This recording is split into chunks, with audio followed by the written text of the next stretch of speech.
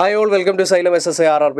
So നമ്മൾ ഇന്നത്തെ വീഡിയോയിൽ ചർച്ച ചെയ്യാൻ പോകുന്നത് ഈ കഴിഞ്ഞ ഗ്രൂപ്പ് ഡി എക്സാമിന് ചോദിച്ചിട്ടുള്ള ഏറ്റവും ചലഞ്ചിങ് ആയിട്ടുള്ള കുറച്ച് കൺസെപ്ച്വൽ നോളേജ് ആവശ്യമായിട്ടുള്ള ഫിസിക്സിലെ പ്രധാനപ്പെട്ട ചോദ്യങ്ങളാണ് ഇന്നത്തെ വീഡിയോയിൽ നമ്മൾ ഡിസ്കസ് ചെയ്യാൻ പോകുന്നത്. ഗ്രൂപ്പ് ഡി എക്സാമിലെ ചോദ്യങ്ങൾ നമ്മൾ പരിശോധിച്ച് കഴിഞ്ഞാൽ ഈ കഴിഞ്ഞ ഗ്രൂപ്പ് ഡി എക്സാമിലെ ചോദ്യങ്ങളിൽ എല്ലാ കൺസെപ്റ്റുകളും NCERT ടെക്സ്റ്റിൽ നിന്ന് തന്നെയാണ് വന്നിട്ടുള്ളത്. ആ ചോദ്യങ്ങൾ അതുപോലെ ടെക്സ്റ്റിൽ എക്സാമ്പിളായിട്ട് കൊടുത്തിട്ടുള്ള ചോദ്യങ്ങൾ അതേപടി തന്നെയാണ് നമ്മുടെ ഗ്രൂപ്പ് ഡി എക്സാമിന് വന്നിട്ടുള്ളത്. അപ്പോൾ ഓരോ ചോദ്യങ്ങൾ വിശകലനം ചെയ്യുന്നതിൻ്റെ അനുസരിച്ച് നമുക്ക് എങ്ങനെയൊക്കെയാണ് NCERT കൺസെപ്റ്റുകൾ യൂസ് ചെയ്തിരിക്കുന്നത് നമുക്ക് ഓരോന്നായിട്ട് നോക്കാം. ആദ്യത്തെ ചോദ്യം, based on the accepted values for the mass of earth and moon and the distance between them, what is a calculated gravitation force exerted by earth on the moon. അപ്പോൾ നമുക്ക് രണ്ട് മാസുള്ള വസ്തുക്കളുണ്ട്, ഒന്ന് മൂണാണ്, ഒന്ന് എർത്താണ്. We have moon and earth. ഇപ്പോൾ രണ്ട് മാസുള്ള വസ്തുക്കളാണെങ്കിൽ അവർക്കിടയിൽ ഒരു ഫോഴ്സ് ഓഫ് അട്രാക്ഷൻ നിലനിൽക്കുന്നുണ്ട്.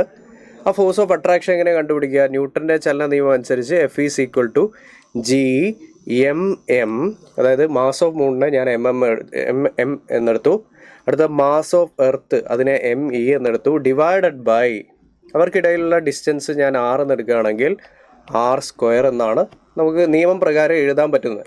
അപ്പോൾ ഫോഴ്സ് എന്ന് പറയുന്നത് കണ്ടുപിടിക്കുന്നത് F=G(m)me ഡിവൈഡഡ് ബൈ r². അപ്പോൾ ഈ ചോദ്യം ചെയ്യാനായിട്ട് ഫോഴ്സ് കണ്ടുപിടിക്കാനാണ് ചോദ്യം പറയുന്നത്. അപ്പോൾ ഫോഴ്സ് കണ്ടുപിടിക്കണമെങ്കിൽ നമുക്ക് എന്തൊക്കെ അറിയണം?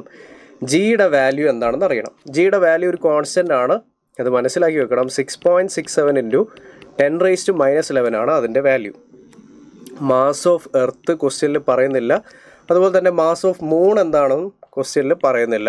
പക്ഷേ NCERT ടെക്സ്റ്റ് ഈ കാര്യങ്ങൾ വളരെ വ്യക്തമായിട്ട് ഗ്രാവിറ്റേഷൻ എന്ന് പറയുന്ന ഒരു ചാപ്റ്ററിൽ പറയുന്നുണ്ട്. അതുപോലെ തന്നെ ചന്ദ്രൻ്റെയും ഭൂമിയുടെയും ഇടയിലുള്ള ആവറേജ് ഡിസ്റ്റൻസ് എത്രയാണ് എന്നുള്ള കാര്യവും ചോദ്യം പറയുന്നില്ല. കാരണം NCERT ആ കാര്യം മെൻഷൻ ചെയ്തതുകൊണ്ട് ഇത് നമ്മൾ ഓർമ്മിച്ച് എടുക്കണം എന്നുള്ളതാണ്.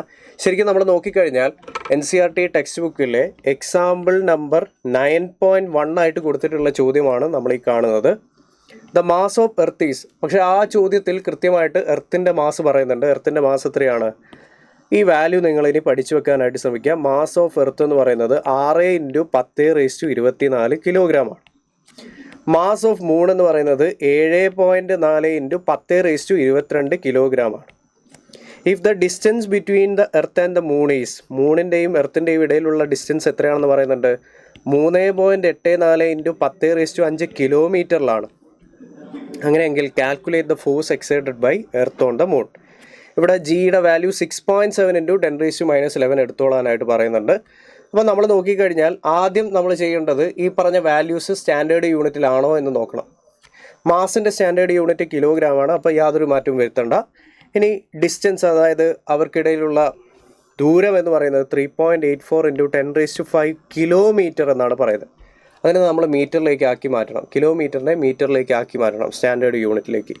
സോ × 10³ മീറ്റർ എന്ന് വരും. അപ്പോൾ ഫലത്തിൽ 3.84 × 10⁸ മീറ്ററാണ് അവർക്ക് ഇടയിലുള്ള ഡിസ്റ്റൻസ് എന്ന് പറയുന്നത്. ഇനി നമുക്ക് ലോ അപ്ലൈ ചെയ്യാം. F=Gയുടെ വാല്യൂ എന്താ? 6.7 × 10⁻11 ഇൻറ്റു മാസ് ഓഫ് മൂൺ എന്ന് പറയുന്നത് 7.4 × 10⁻22 into mass of earth 6 × 10⁻24 divided by r², 3.84 × 10⁸ the whole square എന്ന് കിട്ടും. ഓക്കെ, നമുക്ക് കാര്യങ്ങൾ ക്യാൻസൽ ഔട്ട് ചെയ്ത് പോകാം. 10⁻−11 10⁻22, അപ്പോൾ എന്ത് കിട്ടും? 10⁻11 എന്ന് കിട്ടും. 10⁻24 10⁻11 ചേർന്നാൽ നമുക്ക് എന്താ കിട്ടുക? 10⁻35 എന്ന് കിട്ടും. ഇവിടെ 10⁸ അതിൻ്റെ ഹോൾ സ്ക്വയർ ആയിട്ടാണ് വരുന്നത്. അപ്പോൾ 10⁸ × 2 എത്ര വരിക? 10⁻16 വരും. അപ്പോൾ ഇവിടെ ഒരു 16 ഉണ്ട്, ഇവിടെ ഒരു 35 ഉണ്ട്. 16 മേലെ പോയാൽ 10⁻−16 എന്നാവും. -16 35 എത്രയാണ് വരിക? നമ്മൾ നോക്കിക്കഴിഞ്ഞാൽ അതിൻ്റെ വാല്യൂ 10⁻35. ഓക്കെ, 10⁻35 × 10⁻−16 എന്നാണ് വരുന്നത്. നമ്മുടെ വാല്യൂ എത്രയായിരിക്കും കിട്ടുക? നമ്മൾ 20 ആഡ് ചെയ്താൽ 36 ആയിരിക്കും വരിക. 19 ആഡ് ചെയ്താലാണ് 35 വരുന്നത്. അപ്പോൾ 10⁻19 എന്ന് കിട്ടും. അപ്പോൾ 10⁻19 ആണ് നമ്മുടെ എക്സ്പോണൻ്റ് ആയിട്ട് ഇവിടെ കിട്ടുന്ന വാല്യൂ. 10⁻19 ആണ് ഫലത്തിൽ എക്സ്പോണൻ്റ് ആയിട്ട് കിട്ടുക. ഈ ബാക്കിയുള്ള ന്യൂമറിക്കൽസ് എന്ന് പറയുന്നത് എന്താണ്? നമുക്ക് ജസ്റ്റ് ഒന്ന് അടുത്ത സ്ലൈഡിലേക്കായിട്ട് മാറ്റി എഴുതാം. ബാക്കിയുള്ള വാല്യൂസ് എന്ന് പറയുന്നത് 6.7 into 7.4 into 6 divided by 3.84 whole square എന്നാണ്. അപ്പോൾ 3.84 ഇൻറ്റു 3.84 എന്ന് എഴുതാം, ഇൻറ്റു 10⁻19 എന്ന് വരും. ഇൻറ്റു 10⁻19 ആണ്. അപ്പോൾ ഈ കാര്യങ്ങൾ നമുക്ക് ക്യാൻസൽ ചെയ്ത് കഴിഞ്ഞാൽ നമ്മുടെ വാല്യൂ ഏകദേശം വരുന്നത് എത്രയാണെന്ന് അറിയോ? 2.02 ഇൻറ്റു 10⁻20 എന്നുള്ള രീതിയിലാണ്, ഇത്രയും ന്യൂട്ടൺ എന്നുള്ള രീതിയിലാണ് നമ്മളിത് കാൽക്കുലേറ്റ് ചെയ്താൽ ആൻസറായിട്ട് കിട്ടുന്നത്. സോ NCERT ടെക്സ്റ്റ് കൊടുത്തിട്ടുള്ള എക്സാമ്പിളിൻ്റെ ആൻസറാണ് ചന്ദ്രൻ്റെയും ഭൂമിയുടെയും ഇടയിലുള്ള ഫോഴ്സ് ഓഫ് അട്രാക്ഷൻ എന്ന് പറയുന്നത് എത്ര വരും? 2.02 ഇൻറ്റു 10⁻20 ന്യൂട്ടൺ ആണ് വാല്യൂ. അപ്പോൾ നമ്മൾ ആ വാല്യൂ ആയിട്ട് മാച്ച് ചെയ്ത് നോക്കുന്ന നേരം ഓപ്ഷൻ എ ആണ് ഇവിടെ ഏകദേശം വാല്യൂ ആയിട്ട് വരുന്നത്, 2 ഇൻറ്റു 10⁻20 ന്യൂട്ടൺ എന്നുള്ള രീതിയിൽ. So option A is the answer. അപ്പോൾ ഈ ചോദ്യം വളരെ കുറച്ച് പേരെ അറ്റംപ്റ്റ് ചെയ്തിട്ടുള്ളൂ. ഇത് തെറ്റായിട്ടുള്ളവർ ഒരുപാടുണ്ട്. കാരണം എന്ന് പറയുന്നത് മാസ് ഓഫ് എർത്ത് പറയുന്നില്ല ചോദ്യം, അതുപോലെ തന്നെ മാസ് ഓഫ് മൂൺ പറയുന്നില്ല, അവർക്കിടയിലുള്ള ഡിസ്റ്റൻസ് ഒന്നും ഈ ക്വസ്റ്റ്യനിൽ മെൻഷൻ ചെയ്യുന്നില്ല. പക്ഷേ NCERTയുടെ എക്സാമ്പിൾ ക്വസ്റ്റ്യൻ ആണിത്. എക്സാമ്പിൾ ക്വസ്റ്റ്യൻ നിന്ന് ഡയറക്റ്റ് ആയിട്ട് നമ്മൾ ആൻസറിലേക്ക് വന്നിരിക്കുകയാണ്. Option A is the right answer. Okay, അടുത്ത ക്വസ്റ്റ്യനിലേക്ക് പോകാം. A car with a mass of 150 kilogram moving at a speed of 36 km/h. What is the amount of work required to increase its speed to 72 km/h? അപ്പോൾ ഒരു കാറിന് എത്ര mass ഉണ്ട് എന്ന് പറയുന്നുണ്ട്? 150 കിലോഗ്രാം ആണ്. അയാളുടെ ഇനീഷ്യൽ വെലോസിറ്റി U എന്ന് പറയും, എത്രയാണ്? 36 km/h ആണ്. ഇതിനെ നമ്മൾ മീറ്റർ പെർ സെക്കൻഡ് എന്നുള്ള സ്റ്റാൻഡേർഡ് യൂണിറ്റിലേക്ക് മാറ്റിയാൽ 36 ഇൻറ്റു 5/18 എത്ര കിട്ടും? 10 മീറ്റർ പെർ സെക്കൻഡ് എന്ന് കിട്ടും. V എത്രയാണ്? 72 km/h ആണ്. അതിനെ നമ്മൾ മീറ്റർ പെർ സെക്കൻഡിലേക്ക് ആക്കുക, 5/18 വെച്ച് ഗുണിക്കുക. അപ്പോൾ എത്ര കിട്ടും? 20 മീറ്റർ പെർ സെക്കൻഡ് എന്ന് കിട്ടും. അപ്പോൾ നമ്മളോട് എമൗണ്ട് ഓഫ് വർക്കാണ് കണ്ടുപിടിക്കാൻ പറഞ്ഞത്. വർക്ക് കണ്ടുപിടിക്കണമെങ്കിൽ ഇവിടെ നമ്മൾ യൂസ് ചെയ്യേണ്ട തിയറിയാണ് വർക്ക് എനർജി തിയറം എന്ന് പറയുന്നത്. Work energy theorem. Work energy theorem പ്രകാരം work is equal to change in kinetic energy. Okay, അങ്ങനെയെങ്കിൽ ചേഞ്ച് ഇൻ കൈനറ്റിക് എനർജി തന്നിരിക്കുന്ന ഇൻഫർമേഷനിൽ നിന്ന് വളരെ എളുപ്പമായിട്ട് കിട്ടും. 1/2 ഇൻറ്റു M എത്രയാണ്? 150 കിലോഗ്രാം. ദെൻ V എന്ന് പറയുന്നത് 20 സ്ക്വയർ മൈനസ് U എത്രയാണ്? കാരണം 1/2 mv² എന്നുള്ളതാണ് കൈനറ്റിക് എനർജിയുടെ ബേസിക് ഇക്വേഷൻ. അപ്പോൾ ചേഞ്ച് എന്ന് പറയുമ്പോൾ 1/2 mv² മൈനസ് 1/2 mu² എന്നായിരിക്കും. അപ്പോൾ 20 സ്ക്വയർ മൈനസ് 10 സ്ക്വയർ. അപ്പോൾ 1/2 ഇൻറ്റു 150 ഇൻറ്റു 20 പ്ലസ് 10 എന്ന് പറയുന്നത് 30 ആണ്. 20 മൈനസ് 10 എന്ന് പറയുന്നത് 10 ആണ്. ഓക്കെ, സോ നമ്മുടെ വാല്യൂ എത്ര കിട്ടുക? ഇവിടെ നമ്മൾ ഹാഫ് എടുത്തു കഴിഞ്ഞാൽ 15 എന്ന് കിട്ടും. 1500 ഇൻറ്റു 15, 15ൻ്റെ സ്ക്വയർ 225 ആണെന്ന് അറിയാം. 225ഉം 2 0യും. ഓക്കെ, 22,500 ജൂൾ എന്ന് പറയുന്നതാണ് ശരിയായിട്ടുള്ള ഉത്തരം എന്ന് പറയുന്നത്. 22,500 joule. Option C is the right answer. അപ്പോൾ നമ്മൾ ഇവിടെ യൂസ് ചെയ്യേണ്ട തിയറം എന്ന് പറയുന്നത് വർക്ക് എനർജി തിയറമാണ്. വർക്ക് എനർജി തിയറം പ്രകാരം work done is equal to change in kinetic energy, അതായത് 1/2 m into v² minus u² എന്നുള്ള ഇക്വേഷൻ നമുക്ക് ചെയ്യാം. Okay, yes. അടുത്ത ചോദ്യം നമുക്ക് നോക്കാം. When to bodies interact the action and reaction forces. രണ്ട് വസ്തുക്കൾ പരസ്പരം ഇൻറ്ററാക്ട് ചെയ്യുന്നുണ്ടെങ്കിൽ അവർക്കിടയിലുള്ള ആക്ഷൻ റിയാക്ഷൻ ഫോഴ്സ് എങ്ങനെയായിരിക്കും എന്നുള്ളതാണ്. ന്യൂട്ടൻ്റെ മൂന്നാമത്തെ ചലന നിയമം, തേർഡ് ലോ ഓഫ് മോഷൻ പറയുന്ന കാര്യമാണ്. Every action has N equal and opposite reaction. എല്ലാ ആക്ഷനും തുല്യവും വിപരീതമായിട്ടുള്ള ഒരു റിയാക്റ്റീവ് ഫോഴ്സ് ഉണ്ട്. അപ്പോൾ ഫോഴ്സുകൾ എപ്പോഴും പെയറുകളായിട്ടാണ് എക്സിസ്റ്റ് ചെയ്യുക. പക്ഷേ ആ പെയറുകൾ എന്ന് പറയുന്നത് ഈ ആക്ട് ഓൺ ഡിഫറെൻറ്റ് ബോഡീസ്, ഒരേ ഒബ്ജക്റ്റുകളല്ല, രണ്ട് വ്യത്യസ്തമായിട്ടുള്ള ഒബ്ജക്റ്റുകളിലാണ് ഇൻറ്ററാക്ട് ചെയ്യുന്ന. രണ്ട് വ്യത്യസ്തമായിട്ടുള്ള ഒബ്ജക്റ്റുകൾ തന്നെയാണ് ആ ഫോഴ്സുകൾ ആക്ട് ചെയ്യുന്നത് എന്നുള്ള കാര്യം നമ്മൾ മനസ്സിലാക്കി വെക്കണം. ഓപ്ഷൻ എ ആണ് കറക്റ്റായിട്ടുള്ള answer. Act on same bodies അല്ല, ആക്ട് ഓൺ ഡിഫറെൻറ്റ് ബോഡീസ് എന്നുള്ളതാണ് ശരിയായിട്ടുള്ള ഉത്തരം എന്ന് പറയുന്നത്. ഓക്കെ, അടുത്ത ചോദ്യം. The work energy theorem states that the total work done on an object is equal to. Work energy theorem പ്രകാരം work done is equal to change in kinetic എനർജിയാണ് അല്ലേ. 1/2 into m into v² minus u², change in kinetic energy.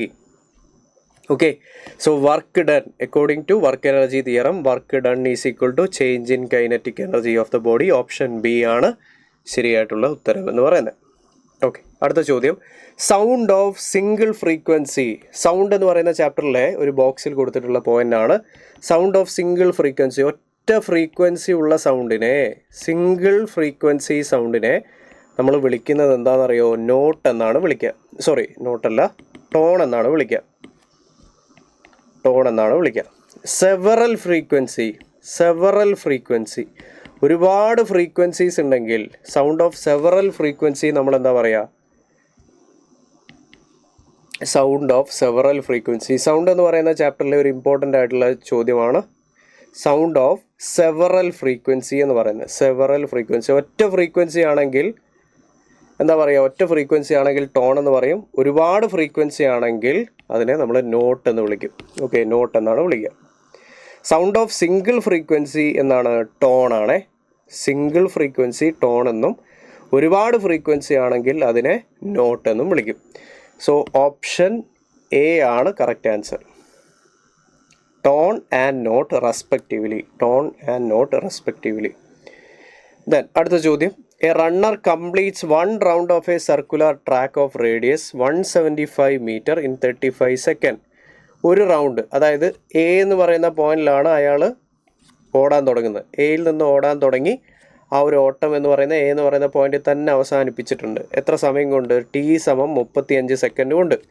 ഇയാളുടെ radius എന്ന് പറയുന്നത് എത്രയാണ്? 175 metre ആണെന്ന് പറയുന്നുണ്ട്. പക്ഷേ നമ്മളോട് ചോദിച്ചിരിക്കുന്ന ആവറേജ് വെലോസിറ്റിയാണ്. ആവറേജ് വെലോസിറ്റി കാണണമെങ്കിൽ നമ്മൾ എന്താ ചെയ്യേണ്ടത്? ടോട്ടൽ ഡിസ്പ്ലേസ്മെൻറ്റിനെ നമ്മൾ ടോട്ടൽ ടൈം വെച്ച് ഹരിക്കണം. Total displacement by total time. Total displacement പക്ഷേ ഇവിടെ എന്താണ്? ഇയാൾ യാത്ര ചെയ്യുന്ന പോയിൻറ്റും യാത്ര അവസാനിപ്പിക്കുന്ന പോയിൻറ്റും ഏ തന്നെയാണ്. അപ്പോൾ 2 പോയിൻറ്റുകൾക്കിടയിലുള്ള ഷോർട്ടസ്റ്റ് ഡിസ്റ്റൻസ് ആണ് ഡിസ്പ്ലേസ്മെൻറ്റ് എന്ന് പറയുന്നത്. അപ്പോൾ 2 പോയിൻറ്റും സെയിം ആയതുകൊണ്ട് തന്നെ ഇവിടുത്തെ ഡിസ്പ്ലേസ്മെൻറ്റ്, ടോട്ടൽ ഡിസ്പ്ലേസ്മെൻറ്റ് എത്രയാണ്? 0 ആണ്. അപ്പോൾ ഫലത്തിൽ ആവറേജ് വെലോസിറ്റി എത്രയേ വരുന്നുള്ളൂ? 0 മീറ്റർ പെർ സെക്കൻഡ് എന്നുള്ള ആൻസറിലേക്കാണ് നമ്മൾ പോയിൻ്റ് ചെയ്യേണ്ടത്. 0 meter per second. Okay, yes. അടുത്ത ചോദ്യത്തിലേക്ക് കടക്കാം. A ball is thrown upward with a initial velocity 12 meter per second. What will be its velocity after 1 second? ഒരു ബോൾ നമ്മൾ മേലോട്ടേക്ക് എറിയാണ്. അയാളുടെ ഇനീഷ്യൽ വെലോസിറ്റി, അതായത് യു എന്ന് പറയുന്നത് 12 മീറ്റർ പെർ സെക്കൻഡ് ആണെന്ന് പറയുന്നുണ്ട്. ഒരു ഇനീഷ്യൽ വെലോസിറ്റി അയാൾക്കുണ്ടാവും. 1 സെക്കൻഡിന് ശേഷം T is equal to 1 second. 1 സെക്കൻഡിന് ശേഷം അയാളുടെ വെലോസിറ്റി, ഫൈനൽ വെലോസിറ്റി എന്താണ് എന്നുള്ളതാണ് ചോദിക്കുന്നത്. ഓക്കെ, എങ്ങനെ നമുക്ക് കാണാം? V is equal to u plus g t എന്നുള്ളതാണ് നമ്മൾ ഉപയോഗിക്കേണ്ട equation. V is equal to u plus a t. എക്ക് പകരം നമ്മൾ ജി കൊടുക്കുക. ആക്സിലറേഷൻ ഡ്യൂ ടു ഗ്രാവിറ്റിയാണ്. ഇവിടെ നമ്മൾ നോക്കിക്കഴിഞ്ഞാൽ v is equal to U minus G t എന്നാണ് വരിക. കാരണം ആക്സിലറേഷൻ എപ്പോഴും എന്താണ്? താഴോട്ടേക്കാണ്. ബോൾ മേലോട്ടേക്ക് പോകുന്നെങ്കിലും ആക്സിലറേഷൻ ഡ്യൂ ടു ഗ്രാവിറ്റി താഴോട്ടേക്കാണ്. അപ്പോൾ യു മൈനസ് ജി ടി എന്ന് വരും. അപ്പോൾ 12 മൈനസ് 9.8 ഇൻറ്റു 1 എന്ന് വരും. 9.8 ഇൻറ്റു 1. 9.8 എന്ന് പറയുമ്പോൾ അപ്രോക്സിമേറ്റ്ലി നമ്മൾ എടുത്തു കഴിഞ്ഞാൽ 10 എന്ന് തന്നെ നമുക്ക് എടുക്കാം. ഏകദേശം നമ്മുടെ ആൻസർ എത്രയാണ് വരിക? 12 മൈനസ് 10, 2 മീറ്റർ പെർ സെക്കൻഡ് എന്നുള്ള രീതിയിലായിരിക്കും ആൻസർ വരിക. V is equal to U minus G T. Option D ആണ് ശരിയായിട്ടുള്ള ഉത്തരം എന്ന് പറയുന്നത്. Option D is the correct answer. Okay, yes. അടുത്ത ചോദ്യത്തിലേക്ക് പോകാം. In the sign convention for lenses all distance are measured from. നമ്മൾ ലെൻസിൻ്റെ സൈൻ കൺവെൻഷൻ അനുസരിച്ച് എല്ലാ ഡിസ്റ്റൻസും, ഫോക്കൽ ലെങ്ത് ആവട്ടെ, ഒബ്ജക്റ്റിലേക്കുള്ള ഡിസ്റ്റൻസ് ആവട്ടെ, ഇമേജിലേക്കുള്ള ഡിസ്റ്റൻസ് ആവട്ടെ, അതൊക്കെ നമ്മൾ അളക്കുന്ന എവിടെയാണ്? ഒ എന്ന് പറയുന്ന പോയിന്റിൽ നിന്നാണ്. ഇതിനെയാണ് നമ്മൾ ഒപ്റ്റിക് സെൻറ്റർ എന്ന് പറയുന്നത്, അല്ലെങ്കിൽ ഒപ്റ്റിക്കൽ സെൻറ്റർ എന്ന് പറയുന്നത്. നമ്മൾ കണ്ണാടിയുടെ കേസാണെങ്കിൽ, കോൺവെക്സ് അല്ലെങ്കിൽ കോൺകേവ് മിറർ ആണെങ്കിൽ ആ പോയിന്റിനെയാണ് നമ്മൾ പോൾ എന്ന് പറയുക. പക്ഷേ ഇവിടെ എന്താണ്? ലെൻസിൻ്റെ കേസിൽ അത് ഒപ്റ്റിക്കൽ സെൻറ്റർ ആണ്. So option C is the right answer. C ആണ് ശരിയായിട്ടുള്ള ഉത്തരം. Option C. ദെൻ അടുത്ത ചോദ്യം. 2 objects of A and B of mass 2 kg and 3 kg respectively were dropped from different heights. A took 5 seconds and B took 3 seconds to touch the ground. What is the ratio of their kinetic energy? വളരെ നല്ല ചോദ്യമാണ്. 2 മാസുള്ള വസ്തുക്കളുണ്ട്. ഒന്ന് 2 kilogram, ഒന്ന് 3 kilogram. രണ്ടും 2 different ഹൈറ്റിൽ നിന്ന് നമ്മൾ താഴോട്ടേക്ക് ഇട്ടു. എ എന്ന് പറയുന്ന 5 സെക്കൻഡ്, ടി സമം 5 സെക്കൻഡ് കൊണ്ട് താഴെത്തി. ബി എന്ന് പറയുന്നത് ടി സമം 3 സെക്കൻഡ് കൊണ്ട് താഴെത്തി. അങ്ങനെയെങ്കിൽ അവരുടെ കൈനറ്റിക് എനർജി എത്രയാണെന്നാണ് ചോദിക്കുന്നത്, കൈനറ്റിക് എനർജിയുടെ റേഷ്യോ. അപ്പോൾ കൈനറ്റിക് എനർജി നമുക്കറിയാം, കൈനറ്റിക് എനർജി സമം ഹാഫ് mv² എന്നുള്ള ഇക്വേഷനാണ് ഉപയോഗിക്കേണ്ടത്. ഇവിടെ മാസ് തന്നിട്ടുണ്ട്, ഓക്കെ 2 കിലോഗ്രാം 3 കിലോഗ്രാം മാസ് നമുക്ക് ഉപയോഗിക്കാം. പക്ഷേ വെലോസിറ്റി തന്നിട്ടില്ല, ഫൈനൽ വെലോസിറ്റി. ഇയാളെ ഇനീഷ്യലി ഡ്രോപ്പ് ചെയ്യുകയാണെന്ന് പറയാം. അപ്പോൾ യു എന്ന് പറയുന്ന 2 പേർക്കും എത്രയായിരിക്കും? 0 മീറ്റർ/സെക്കൻഡ് ആയിരിക്കും. ഇയാളുടെ യുവും 0, ഇയാളുടെ യുവും 0. ഇനി യു 0 ആണെങ്കിൽ നമുക്ക് ഫൈനൽ വെലോസിറ്റി കണ്ടുപിടിക്കാനായിട്ട് എന്ത് ചെയ്താൽ മതി? സമയം തന്നിട്ടുണ്ട്, acceleration due to gravity g സമം ഏകദേശം 10 മീറ്റർ/സെക്കൻഡ്² എന്ന് എടുത്തു കഴിഞ്ഞാൽ v = u + gt എന്നുള്ള ഇക്വേഷൻ ഉപയോഗിച്ചാൽ മതി.